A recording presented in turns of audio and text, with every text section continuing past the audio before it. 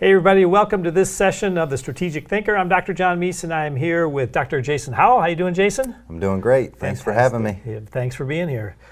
So Dr. Howell has vast experience in group dentistry, having worked as a clinician and mentor in 2 very large DSOs. He has a lot of clinical experience working in individual practice, startup practice, multi-doctor practice, and really understands the management clinician places that are challenging, really, and it really can be challenging, can it? Absolutely, yeah. What we do on a daily basis is more challenging than I think most of us realize getting into it. So yeah, it's absolutely a challenge. So one of the challenges that we have is that we want to be developing our doctors. We want to help them become better earners for themselves and more productive, which means better earnings for the company. And one of the discussions that I've had maybe 200 times is talking with doctors and they about this and about ways that to help become more productive. And one of the things that I often hear is, well, I'd be more productive if I had more new patients. Right? Have you ever heard that?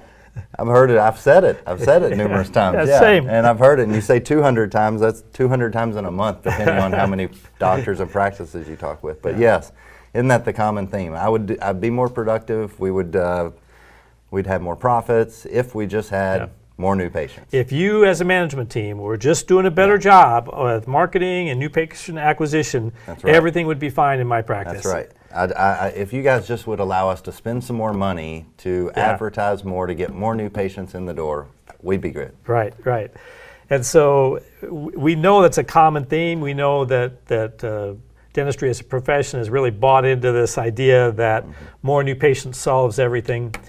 But when you track profitability and new patients, you'll see that as there's a certain part of the graph that more new patients does increase profitability. So there are practices that do need more new patients, but not that many. There's a point at which new patients go up and profitability levels off, and then profitability starts to go down. Yeah. So they're not well correlated. New patients and profitability not well correlated.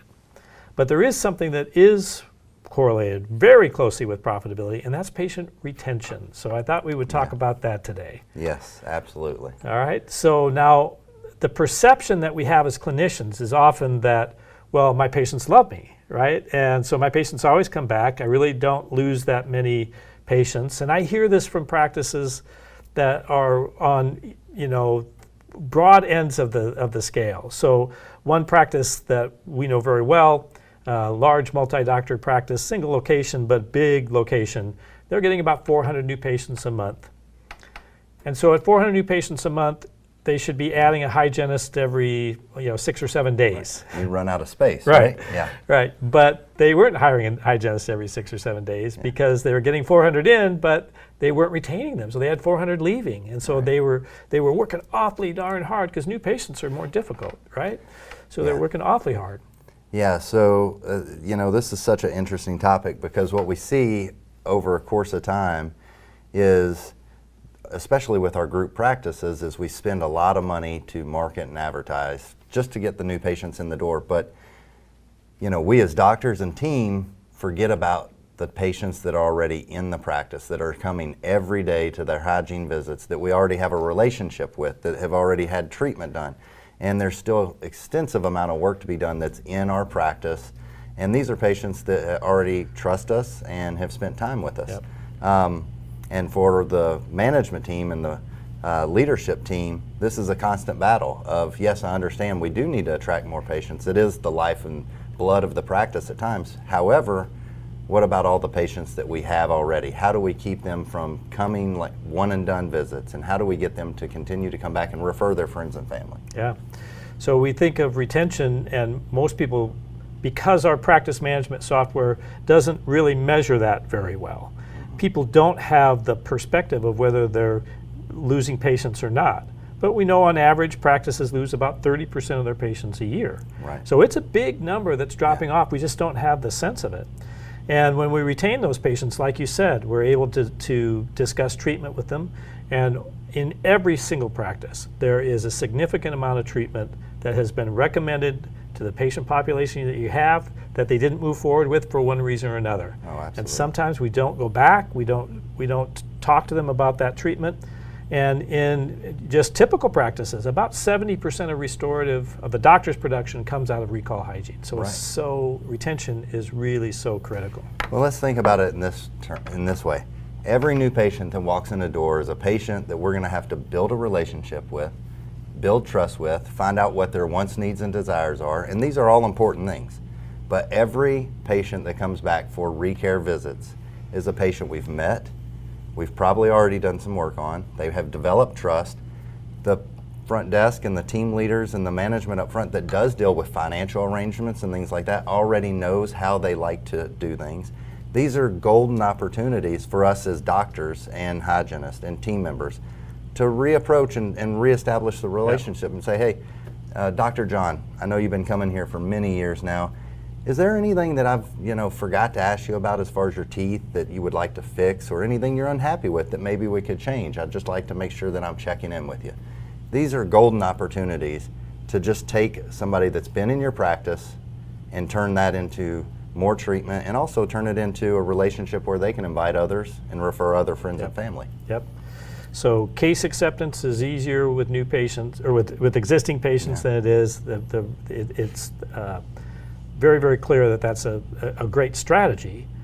And we as managers know that, but sometimes talking to doctors about that is difficult. That's absolutely right. And so we were talking about the different ways that we could improve retention before we started recording, and we came up with a list of 10 or 11 or 12 or something. If we thought about it more than 2 minutes, we would have come up with another 10 or 12. Yes. But we decided to talk today particularly about the patient experience and patient satisfaction. Yeah.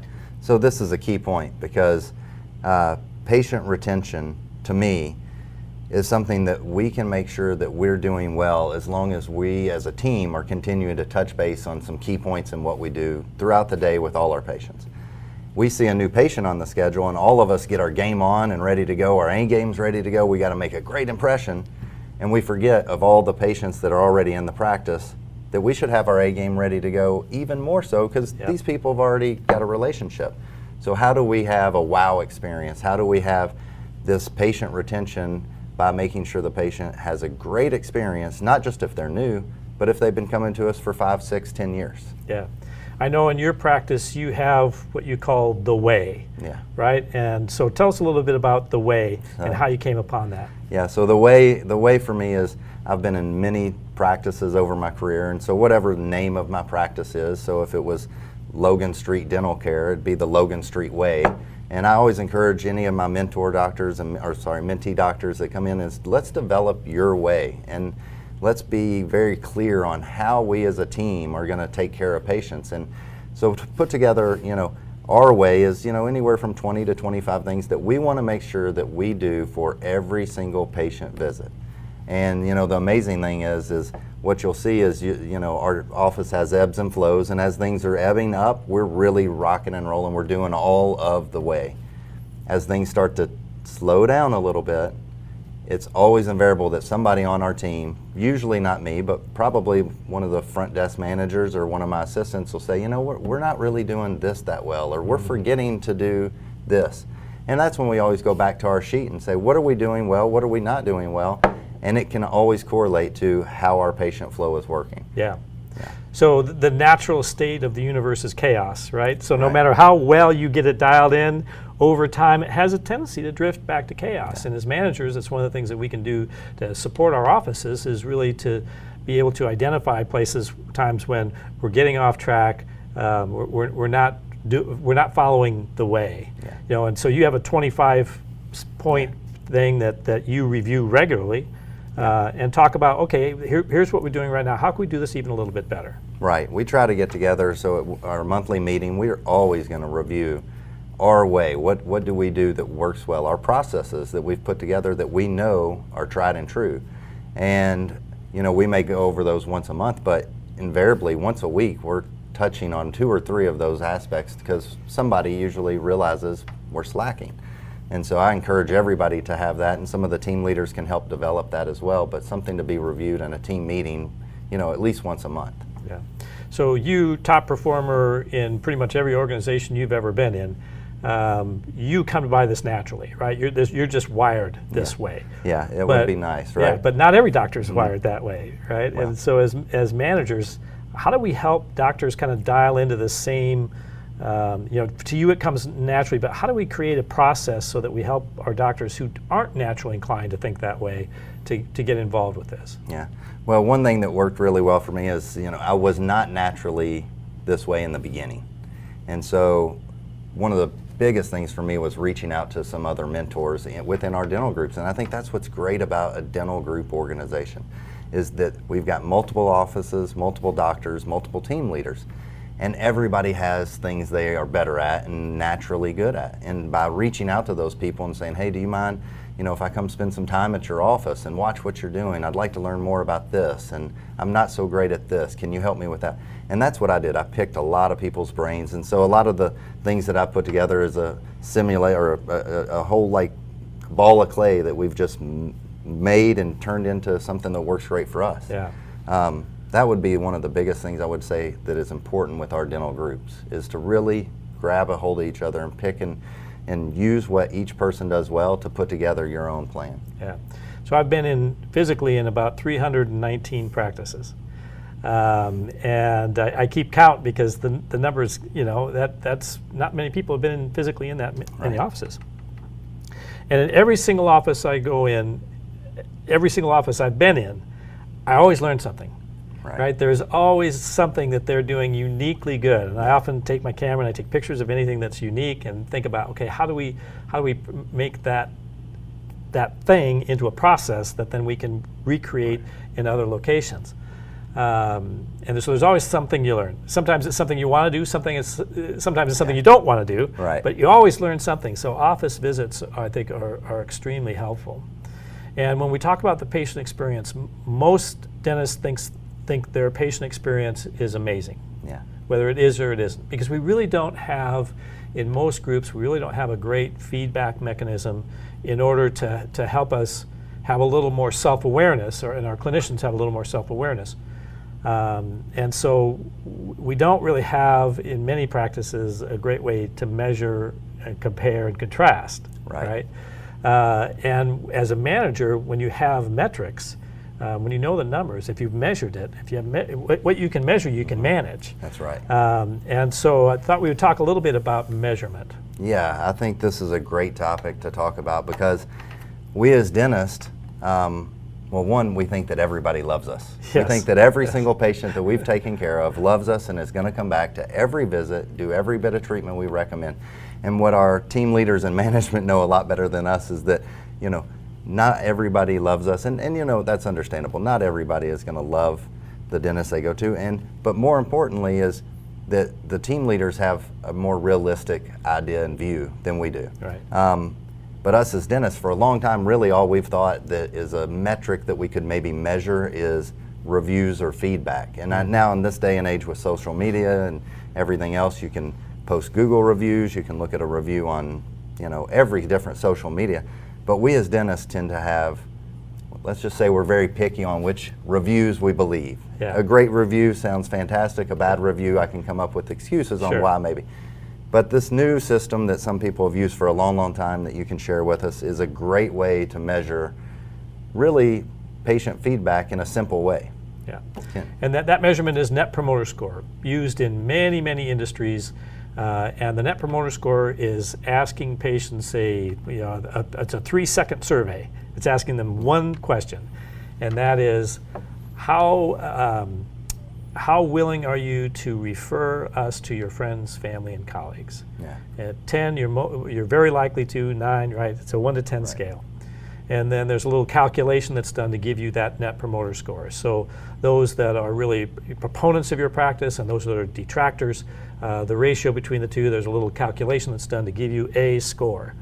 And so that score is very, very helpful, because it's a good way to help practices get a little self-awareness. So most practices think, well, gosh, I'm going to be a superstar on this. And the score is from -100 to 100.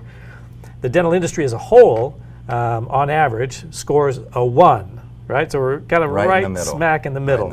And so if you have 15 locations and you get a net promoter score, and there's lots of services that do this, they can automate it, they can integrate with your practice management software, and they can do it all in the background. All you get is a score. Right. So when you have that score and you've got 15 locations, well, I promise you, you're going to have one that's up here and you're going to have one that's down at the bottom, right? And everything in between. And if you have enough practices, you'll end up with a bell curve. Right.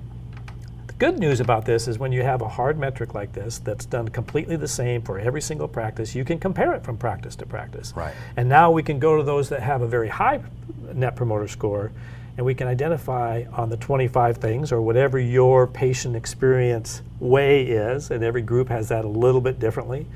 But you can compare, well, what are they doing on this? What are they doing on this? What are we doing?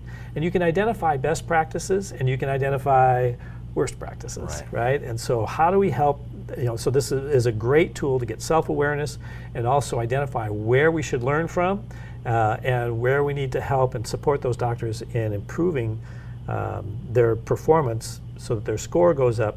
And just think of everything that happens when the net promoter score goes up. Your referrals go up, your retention goes up, your productivity goes up, your profitability goes up.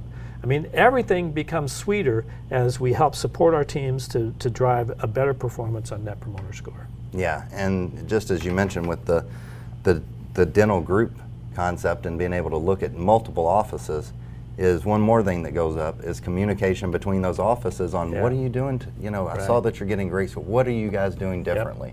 Or your net promoter score's gone up 5 months in a row. What did you guys change? This is just such a good tool. And the other thing I love about it is it's one simple question. It's quick, it's easy, it's very simple to fill out. So what you tend to see is a lot more surveys be actually completed. That's right. Than some of our 10-point 80 question surveys. Right. So this is a great tool. Yeah, very good. So it's one thing that you can use to help your practices to improve retention. And that's it for this Strategic Thinker. Thanks for being on with us. We'll see you next session.